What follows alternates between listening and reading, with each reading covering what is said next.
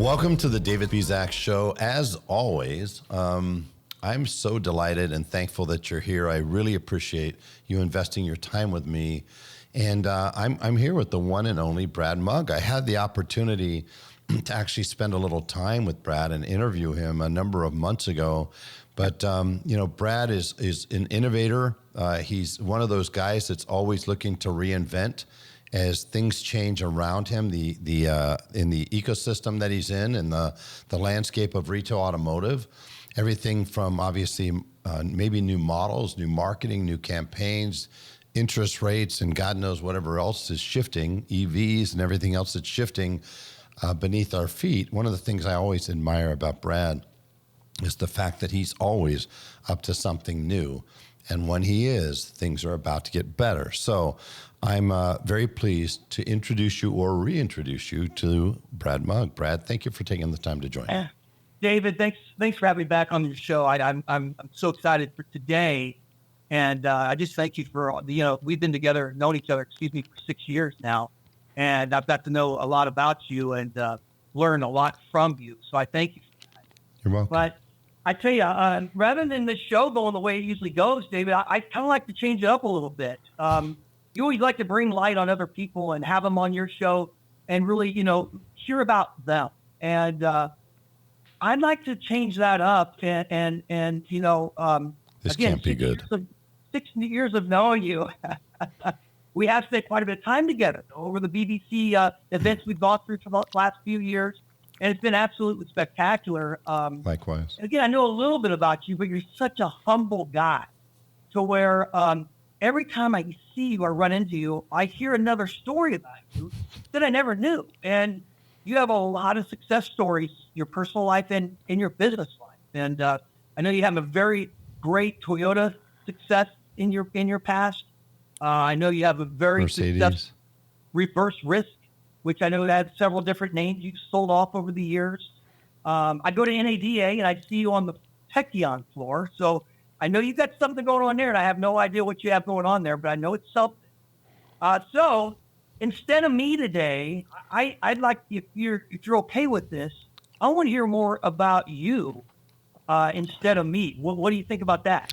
I think that's wow. I think, like I said, wow, that's interesting and unfamiliar and a little uncomfortable because, and you could relate to this. It's interesting talking about other people and learning about other people. I'm not nearly as comfortable on the other side of things, and that's why I'm not prone, to get into these situations. I'm very rarely being interviewed by somebody else. So, anyways, but you can ask me anything you want other than what I don't want to answer. So you're going to take this on then. I've never done this side of it either, Okay. So listen, all right. So this will be very interesting because I've never seen that side of you either. And so I don't know, if this is going to be very Ellen DeGeneres, very nice and easy and Kelly Clarkson or somebody like these.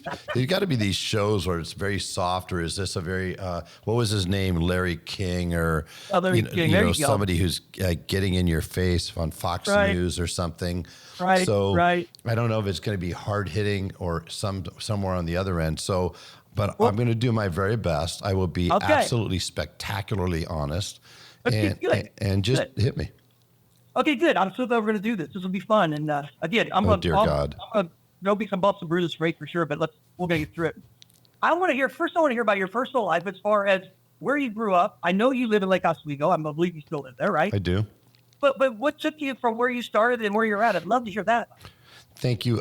It's very interesting for any of us that, right? If you think about for any human, if you think about how did I get here and pull out a blank piece of paper and draw a dot on the far left where you started and a dot for each place along the way, there's no way somebody could have predicted our paths in most cases. And that certainly is the case with me. I was born in San Francisco. My mother is of Mexican descent. My father of Polish descent. So I always would jokingly call myself Palexican when somebody would ask my ethnicity. Nobody could ever guess my ethnicity. They always guessed I was Middle Eastern, I was Greek, I was Italian, I was, anything but Mexican or certainly Eastern European. But I grew up in San Francisco for the first 5 years of my life in the very Hispanic area called the Mission. My father, being a gringo, was very uncomfortable living in that area. Unfortunately, I really wished we would have stayed there, but he wasn't having it. So he moved us to San Mateo in the suburbs of San Francisco. It's about 25, 30 minutes south. I grew up there, stayed there, went to had a rather interesting and not favorable childhood. I'll leave it at that. And I stayed in San Mateo through graduating high school, and then I was kind of, because of the childhood and my dad walking out on us, which was honestly the best thing, literally the nicest, kindest thing he ever did. But Wow. I started to act out. I started to really get into partying and, not doing what I really should be doing. And I just felt myself going down a very dangerous path, though. So one day I was literally driving in my car and I made a decision, made a U-turn, and I drove across the San Mateo Bridge to where the enlistment center was for the military. I walked in the door and said, I want to sign up. And Wow. just like that, I entered the military. I took the same test they give to everybody, aptitude test, so they could figure out where to put you, what you're predisposed to do.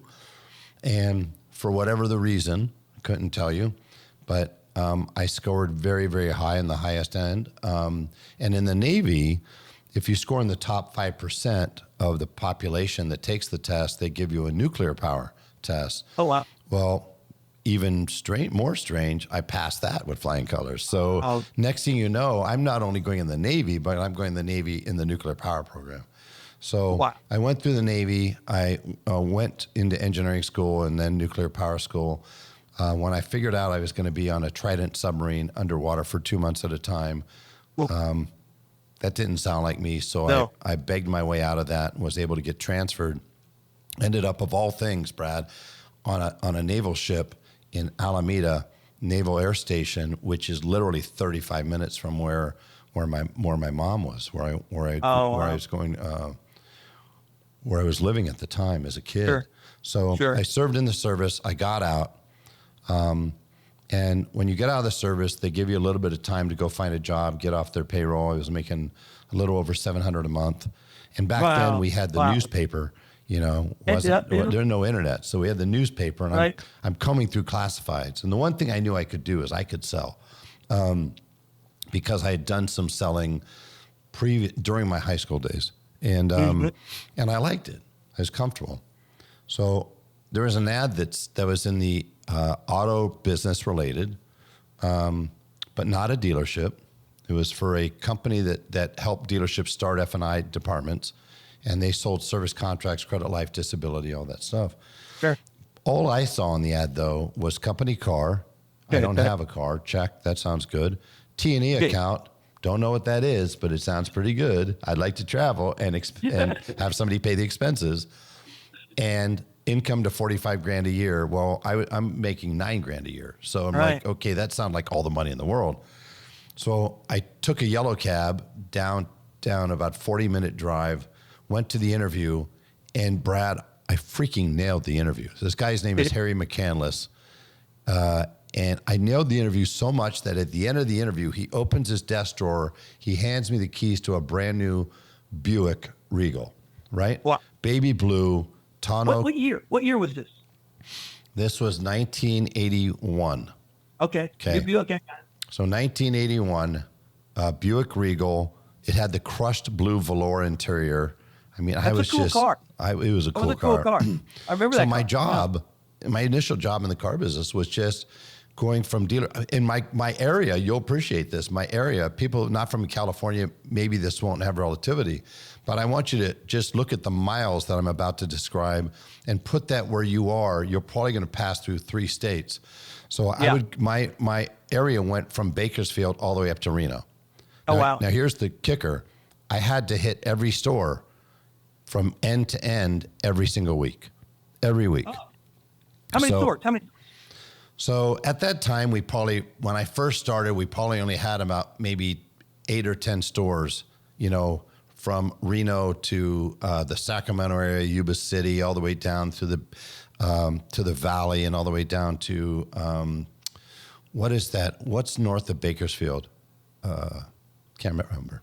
Anyways, these are small, a lot of rural towns along the way.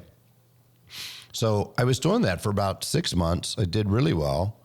And one of the dealerships that I helped install an F&I department in poached me, asked me if I wanted to go to work. So I go to work as a salesperson. 6 months later, I'm his finance manager, right? Literally. I go from salesperson, did really well, finance manager, sales manager, ended up, and then what happened was crazy is that after I did that, I got poached by a Ford store. I went over to this Ford store. This was a 100-plus-year-old Ford store that this guy had bought. It was owned by the previous owner for 100 years. Wow. And I had to start from scratch. I'd never been a sales manager before, and only one salesperson stayed after the previous owner sold it. Everybody else ditched the place. So I had to start out by acquiring salespeople. I hired a company, by the way, that said they were professionals at finding car salespeople. And I'll never forget this. I went up at one point, and this person is showing the movie Used Cars. If you haven't watched the movie Used Cars, you cannot possibly appreciate how ridiculously inappropriate this is. But this was what he was using to introduce these prospective car salespeople to our business. So, but I did learn a really important lesson, was that I ended up pitching that guy out of the store, and I said, I'm going to do this myself. I put an ad in the paper for salespeople where you could earn 50 to 75 grand a year, with paid vacation and health plan and 401k, all the stuff. And nobody answered the ad, Brad. Nobody. No way. And then I couldn't figure out what it was. And then I thought, just for the heck of it, I'm going to change one thing. I changed the income range from 50 to 75 to 25 to 45. And the doors came down. You see, it turned out, and I learned a really important lesson about something called self-efficacy. If people don't believe they can make something happen, bring it about, they will not answer that ad. And that's all that was. Wow. But long story boring, I learned a lot in that organization. It was called Give a Key Ford. I'm very thankful for the opportunity. And by the age of 25 now, I'm making about just under 150 grand a year. But I was restless because what I really wanted to do at that time was A, be an entrepreneur, B, go out and be a trainer and coach people on what I've learned, on how to perform at a higher level. Yeah. So I went home to my then wife, ex-wife now. Still friends, no hate mail. We're still friends to this day. And we had a baby at that time, and we're pregnant with another one, my son. And I said, listen, I'm not expecting to fail, but this is something I really want to do, I need to do. But I just need to know if we lose everything. If we lost the house, the cars, everything, are we cool? And she said yes. And I said, done. I went in the next day and resigned. Wow. And I went to work with Brian Tracy, who's a big, of course. like one of the most noteworthy trainers. I mean, it was a great opportunity. Yeah, great. So I had the ability to get to learn his curriculum and then facilitate it, and then kind of combine that, Brad, with what I knew in auto. So I go to this guy at the Ford store in Sacramento, this dude I'd known for a long time, and I said, I got great news. I'm no longer with Give a Key Ford. I'm on my own, and this is what I'm doing. And his name was Dale McPherson. And I said, I'd really love to have you as my first client. And it's going to cost you $3,000 a day. But I mean, I was just audacious. And and he said, David, he says, no. He just flat turned me down. He says, but I can help you. And I said, great. He says, I'm going to introduce you to a guy you really need to know. His name's John Palumbi. And I said, oh, great. Maybe he's another dealer. So John Palumbi, it turned out, was a very well-known trainer. I didn't know, but an auto trainer, been around for 20 years. And he takes me to lunch and tells me, you made a big mistake. You should go back to working at dealerships. Don't do this. It's terrible, right?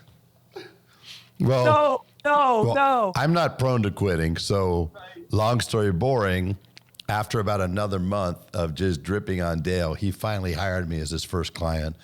Oh, cool. In the ensuing 2 years, by the way, I went from making 145 everybody to making literally $0, baby on the way. Oh, And I only had enough money in the bank to pay for 3 months' bills. So I flat had oh to no. get after it. Yeah. So I did. Ultimately, I ended up doubling my income from what I was making when I left at 145. And one of the clients I had was a Mercedes store in San Jose, Smythe European. And I was working with them for about most of the 2 years that I was self-employed. By this time, we had the second baby, my little boy at that time, not little anymore, 36, Trey. Yeah, But so what happened was, at this time, one of the things I learned when you're coaching or training is the more successful that you become, the more Right. time you spend on the road. And that didn't work for me as being somebody who wanted to be with the family.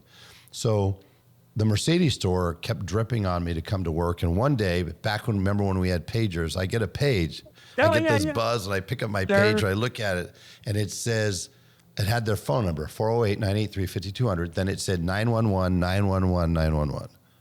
Oh, So I called him up, and Michael, the GM, son of the owner, great guy, he said, David, we've been talking about this for a while. I need you to come to work here. I need you here. And I said, okay.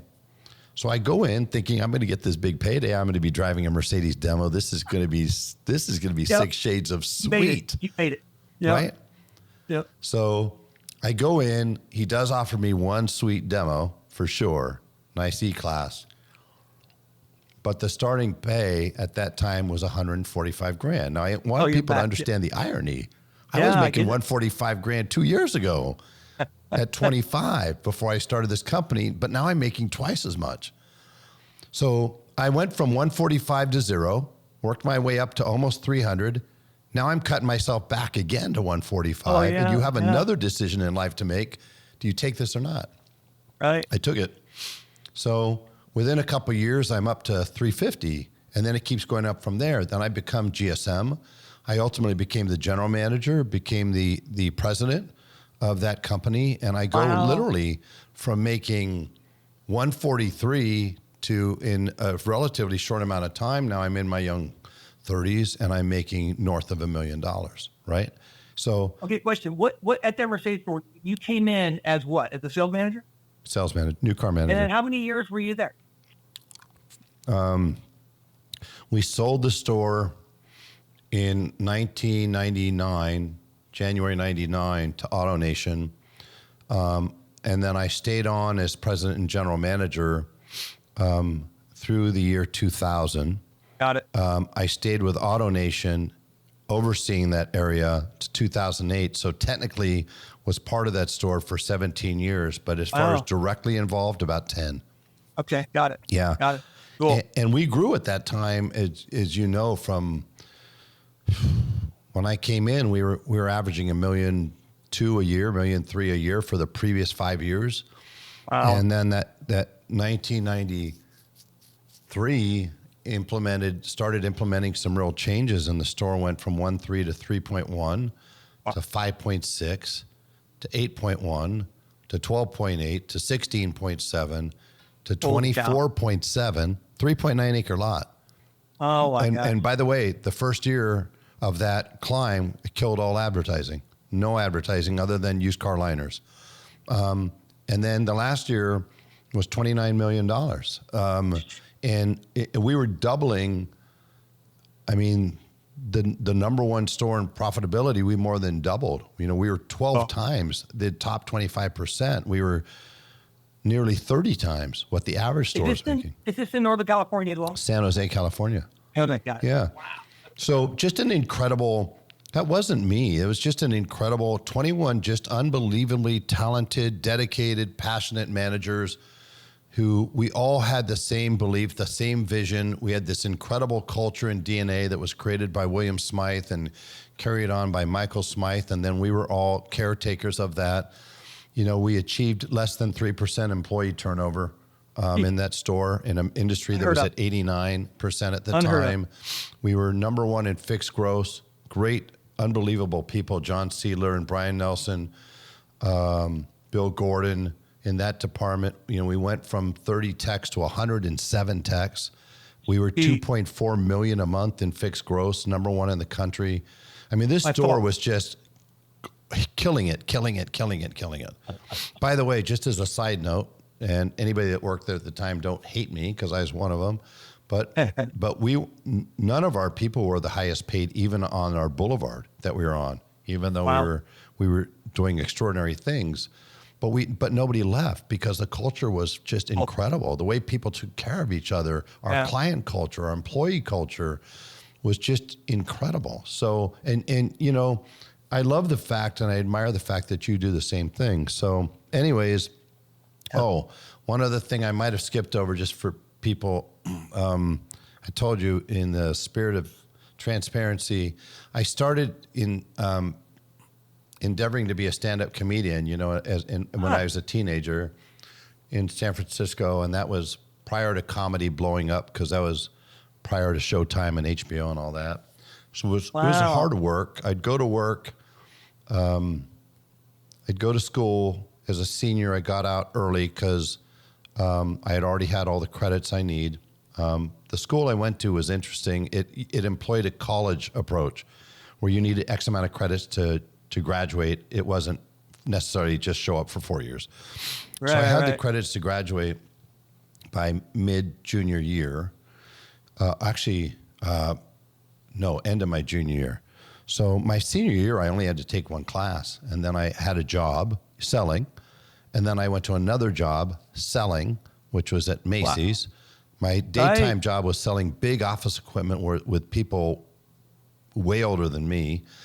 In San Francisco, I took the train up there. Then I took the train back, worked nights at Macy's. And then I would go up to San Francisco and try to break in as a comic at night. And so I did that until I went to the service. When I got out of the service, I started going back to comedy until I had my daughter, Elise. And then I figured out this was not the lifestyle for being a good dad. So I quit.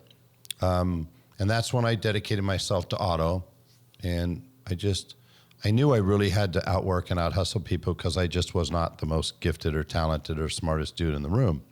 I don't. That's not a good statement. No, you already told me how you tested in the military, so good try. Well, let's keep going.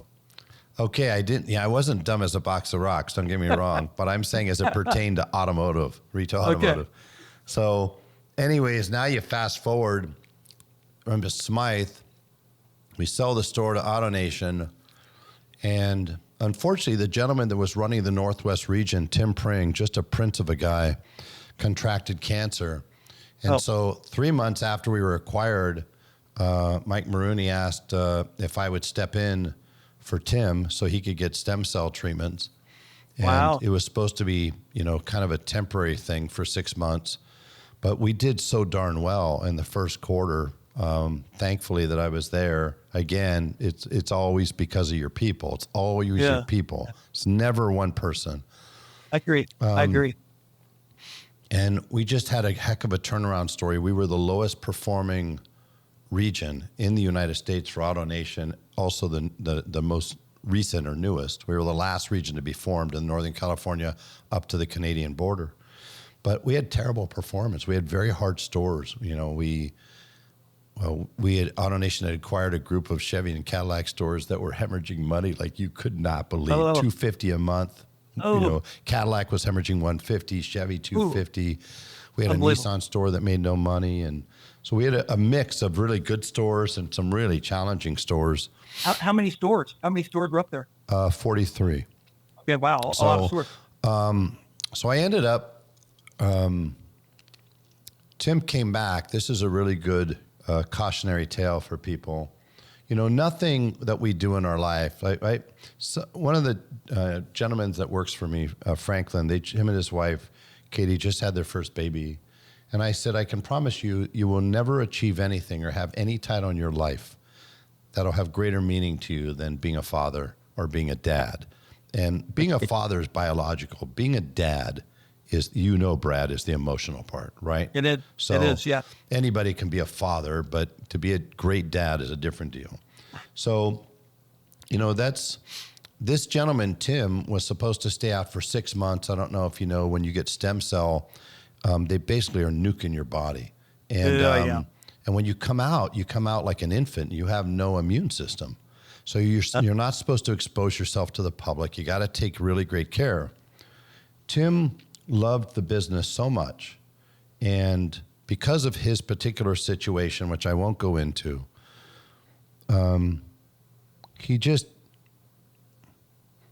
he came back. He came back too early. He put himself on airplanes when he still didn't have an immune system. No. And I remember one day in my office when I was running the region, and he came back, and he showed up in the office in Fremont. I said, Tim, go home. Go home. Go home. Be with your wife. Be with your kids. There's nothing more important than that.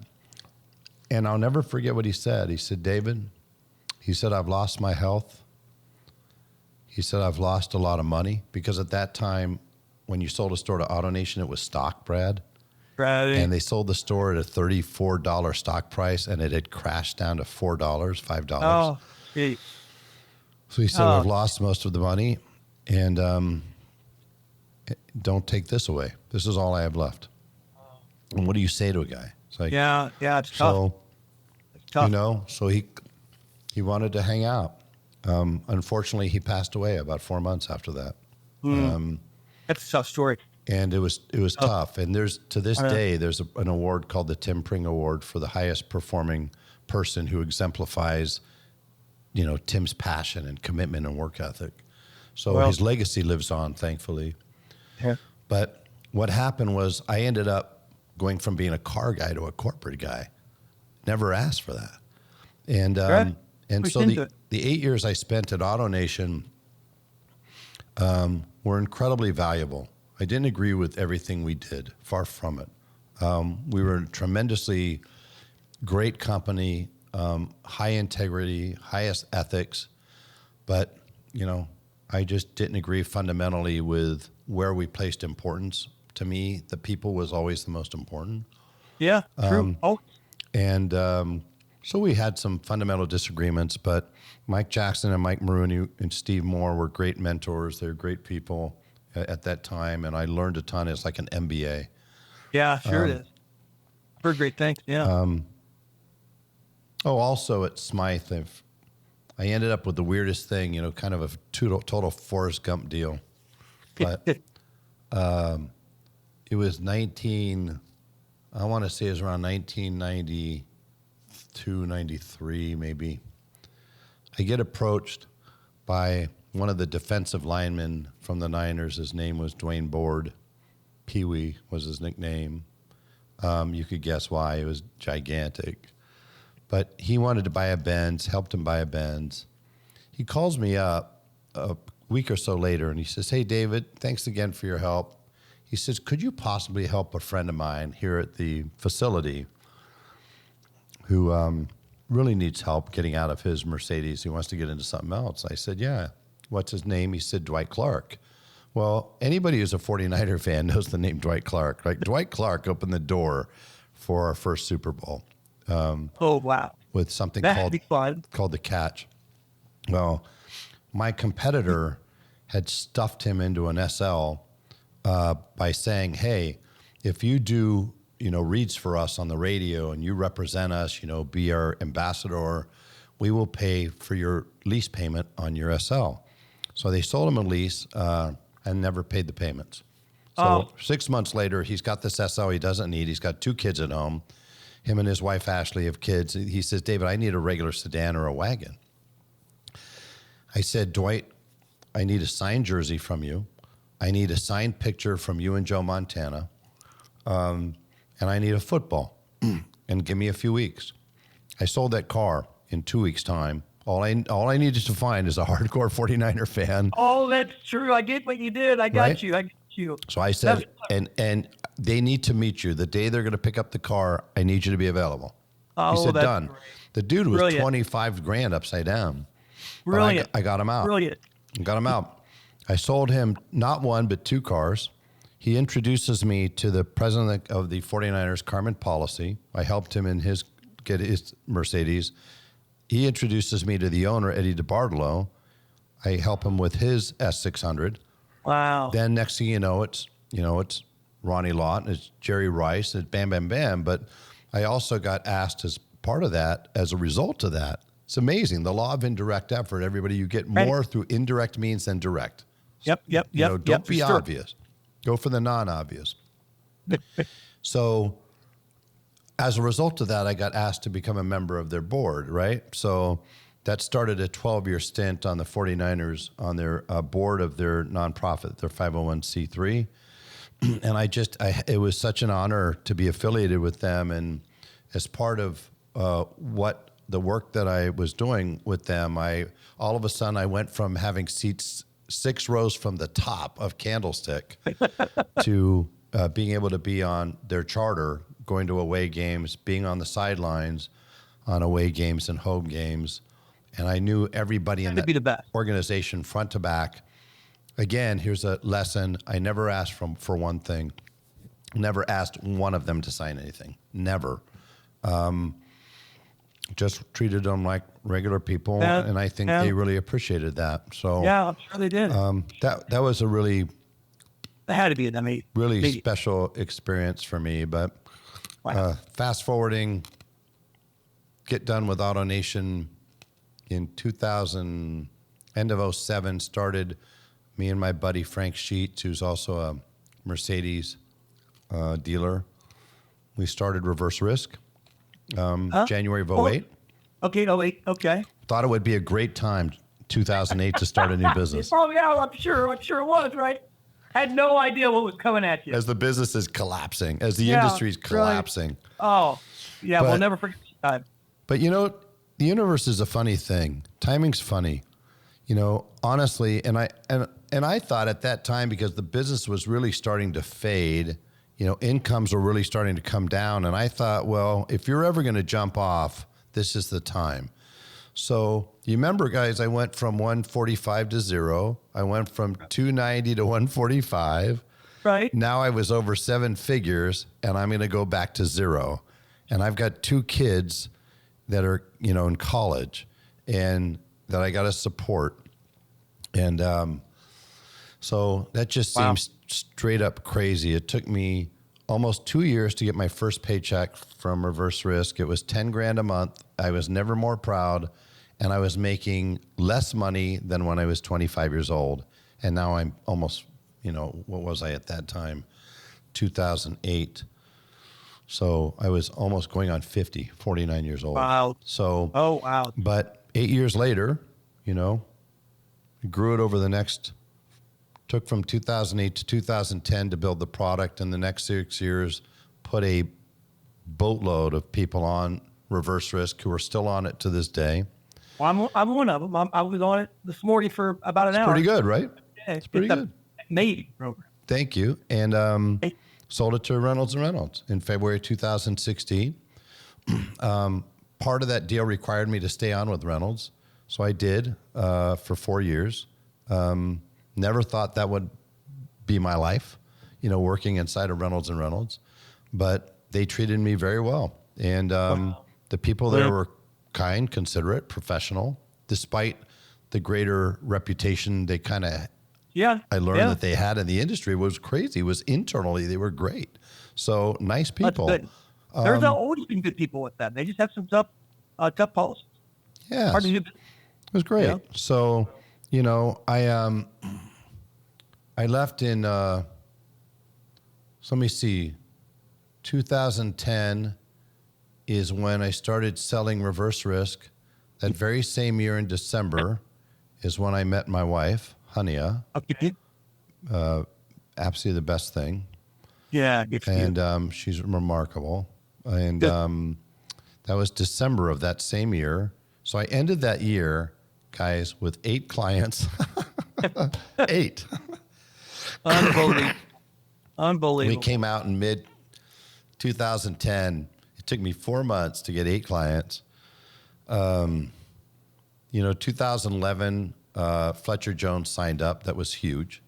And Remember that. I remember we that. started to explode a bit Yep. there. 2012, get introduced. Steve Greenfield, of all people. Cox was wanting to buy us, and I didn't think it was a good fit, didn't want to sell at that time. So he said, well, it's been great getting to know each other. He says, by the way, you know who would like this product? Paul Folletti at NCM.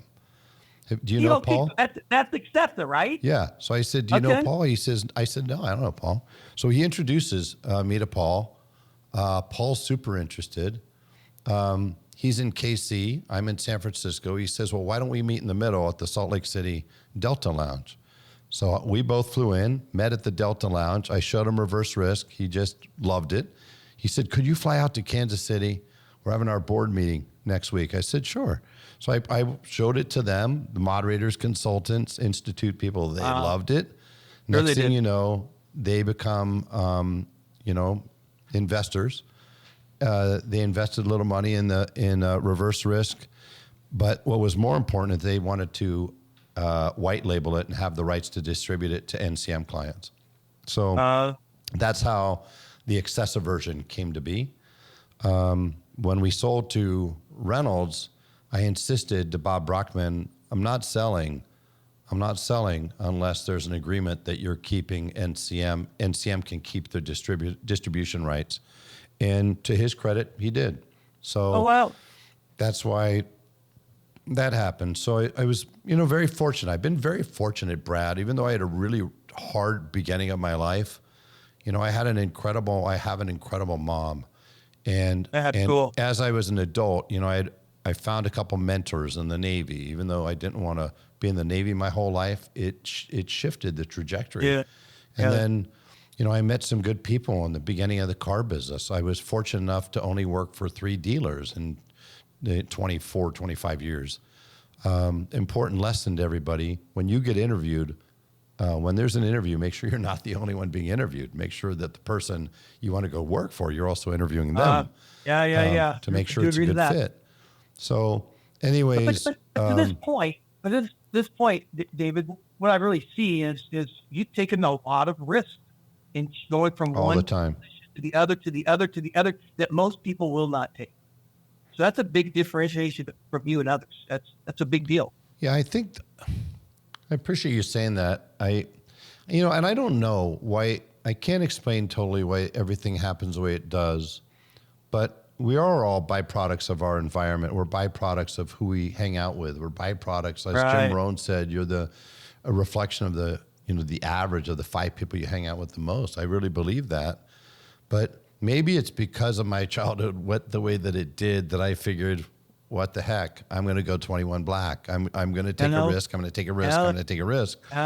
And why not presume you're going to be successful? And I was just sharing this actually yesterday with somebody. Isn't it interesting that when our parents, our whole lives, they try to protect us, right? Protect us from getting hurt, protect us from getting sad, protect us from having our hearts broken, protect us from making a mistake by going into the wrong business or becoming an entrepreneur or going into the car business. It occurred to me, not until I was an adult, that how come we don't ever presume that our kids are going to be successful? Why are we presuming they're going to fail? Right. And maybe through all of that, maybe partially because of my mom saying, hey, don't let anybody define you. Just maybe, it made me say, I think I will be successful. Yeah. And if I'm not going to be, I'm okay with that. I'm fine with that. That's awesome. And so it really helped me throughout my life. And, I'm sitting here now, hurtling towards the age of 65 in November. Right on. And, now I used to, way back in the day, there was a time when I would, kids would ask me to buy beer for them when I was 21, 22. Sure. I imagine in a couple of years, the way the inflation's going, kids are now going to ask me to buy discount movie tickets for them instead with my senior citizen discount or groceries. It's coming, man. It's coming to all of us, brother. We can't stop it. But I will tell you, I don't know. I think, I really believe that we all are really, truly uncommon.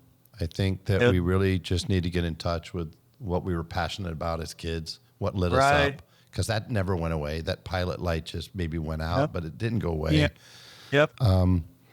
It's critically important that we learn to say no to things that really don't matter. It's so important. I learned not to compare yourself. I just was teaching my 9-year-old this 2 days ago with my wife.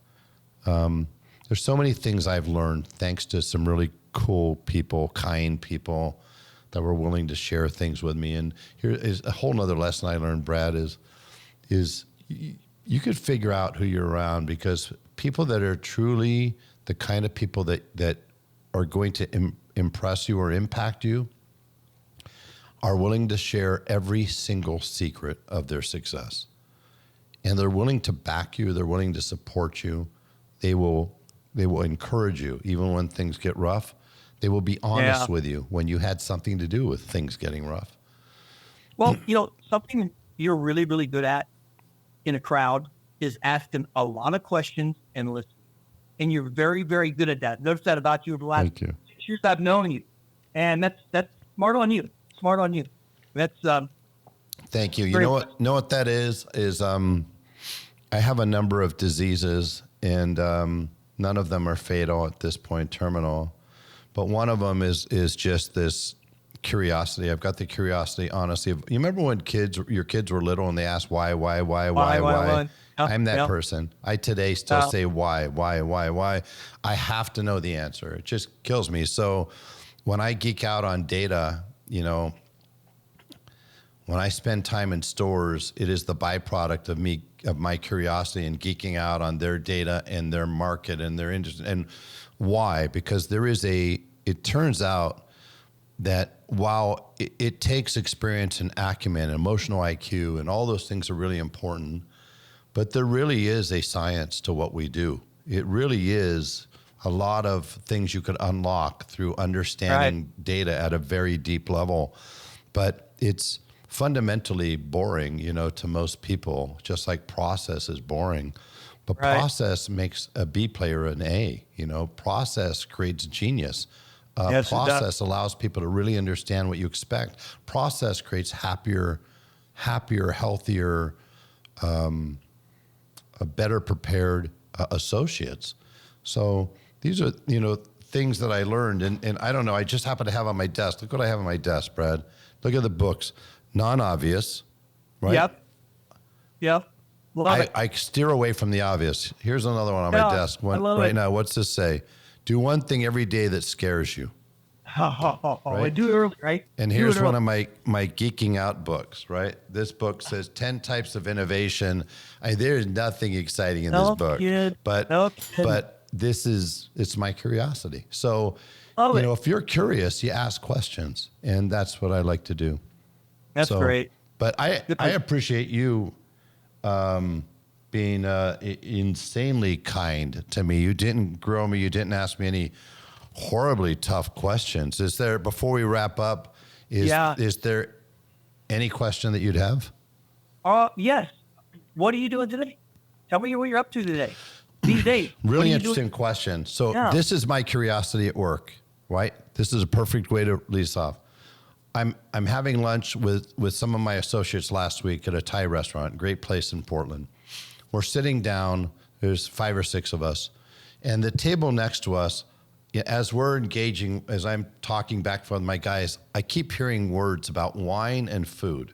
Now, I'm an investor, I'm a private investor in a number of companies. One of them is a pretty good-sized wine company, McBride Sisters Collection, where we do hundreds of thousands of cases a year, right? Andrea and Robin McBride are just rock stars. If you haven't heard of that brand, check them out. Okay. And then I'm also an investor partner with Michael Mina, and we've got, about 25 or 30 4-star and 5-star restaurants across the country, plus Dubai. So I love food and wine. It's not my business, but I've loved it my whole life. And so I keep hearing these. Well, after we get done with lunch, my guys go upstairs. I'm finishing an email here. And when I get the email done, I turn to the right and I say, hey, are you guys in the wine business? And then they said, well, kind of. Well, it turns out the guy on this side of the table works for a company that's been doing distribution for 30 years. Wow. And these 2 guys on this side are putting in a food hall wine lounge in the bottom of the brand new Ritz-Carlton in Portland. So Big deal. we exchange information that night. Here's how the world works, people. Here's the difference between what people think networking is and what networking really is. Okay, when you go to an event and you meet people and hand business cards, that's not networking. I know. That is introductions, right? That's just meeting somebody. Networking is when you can start to have an impact on somebody, right? Facilitate introductions, things of that nature. So anyways, one of the guys named Steven, he hits me with an email that very night, Brad. Here's what he says. He says, hey, great meeting you today. He said, I really enjoyed it. Hope we could get together soon. I noticed you're in the car business. My family in China has a decent sized stake in a Chinese EV manufacturer. And my family also owns the largest BYD dealership in China. And I don't know if you'd be interested in, learning more, but I'd love to get together with you. Okay. Good to know. So Good to know. I went to lunch with him last week. He took me through his space. It's going to be an amazing space. If you're ever out in Portland, anybody, go to the Ritz-Carlton. This guy's space is incredible. Wow. But he asked me at the end of that day, we have lunch, and he says, would you have any interest in doing some consulting work for the EV company? And I said, well, if your family's involved and you're involved, I said, I would love to go over to China and see your BYD dealership. That'd be awesome. He says, come over anytime. I'll host you. Great. So long story boring, we're getting together today, and we're going to talk a little bit more about their EV business. Pretty cool, right? And we'll see where that leads. I have a number of clients that have a true interest in becoming BYD dealers. And if they want to know, how do I do this? Because BYD isn't begging for dealers. They're going out and hand picking the dealers they want, right? And they're talking already to some of the top, 50 or 100 dealers in the country. So a number of my clients are interested. How weird is it this works? That's great. So after I meet this gentleman, I said, well, after I have lunch with this gentleman again today, I'll learn a little bit more. But I told him I've got clients that are interested in becoming BYD dealers, and I have somebody that I worked with in the past who's a consultant in the EV space. He says, just talk to me. He says, I have a direct connection to the CEO. Wow. Okay. So that's what I'm doing today. I just spent time, with another dealer group, great dealer group, Sierra Auto Group in LA, that I do work for this morning. I also spent time with Open Road Capital, which is a great company that helps fund people that want to buy dealers. Then I'll have lunch with Steven. And then after that, I've got a couple more meetings. And in between then, I've got to squeeze a quick appointment to take my two little guys to get their passports renewed, because we're planning on heading back to Europe this summer. So that's my day. I started at 5 a.m. this morning. Started at 5. First meeting was at 7. And a typical day for me, I'll go anywhere meetings starting from 6 or 7, and then until I typically like to wrap up around 5:30, go home, have dinner like we're in the 50s. Eat dinner every day, no TV, sit around, talk, get to know each other. And then once the kids and my wife go to bed, I get ready for the next day, and off I go again. So retirement is never in the future of David Spisak. I think, it's interesting. There's a lot of data out there. My wife is, I think, is a critical care physician. Yep. There's a lot of data out there. When somebody's been married to somebody for a long time, 50, 60 years, and one of them passes, the other one generally passes within a year. Oftentimes when people retire, when they have nothing to do, they rust. Right. They wear out. I don't want to rust. So, I don't see myself traveling 250,000 miles a year for the rest of my life. In fact, this year I'm going to cut back to probably 125. But I'm being way more selective with, who I work with and who I work for. But I don't see myself, Brad, not exercising my brain, especially if I love what I'm doing, which I do. Yeah, me too. You know, I mean, don't you see it the same way, don't you? Yeah, same way, same way. Well, I've really enjoyed this, David. I'm so glad we kind of reversed roles here. Yeah. Learning about you, knowing about you, your success is unbelievable, and I continue on. You're beyond kind, and I appreciate you so much. And what you've done at your organization, everywhere you've been, has been incredibly impressive. What you've done in downtown LA on that tiny little 1 acre is mind blowing. So thank you for that. anybody out there that doesn't know Brad, reach out. You could find how to connect with Brad, by the way, on the show notes for this episode. And I don't quite know how I'm going to deal with this on my website. Do I put a picture with myself next to myself? I don't know. What do I do there? With Brad in the middle? I don't know. I love it. I love it. But I appreciate you so much. And I know you're not going to be there at Business Bourbons and Cigars, which is always a spectacular event. Yeah, but I do look forward to coming down to LA maybe sometime in April and having an opportunity to hang out with you and your team. Yeah, let's make it happen for sure, buddy. And appreciate congratulations, by the way, man, on the wedding, you know, the recent marriage. Thank you. Thank you. And also you sharing that you're now expecting not one, but two more grandbabies. So that'll make a total of how many? 5. How 5 lucky, total. how blessed are you? The best thing in the world. How blessed are you? Best thing in the world. So yeah, give my you so very much. best to everybody in your wonderful family. Same, David. Appreciate you. All the best. Thank you, brother. Take care. Thank you. See Bye. you, Brad. Bye.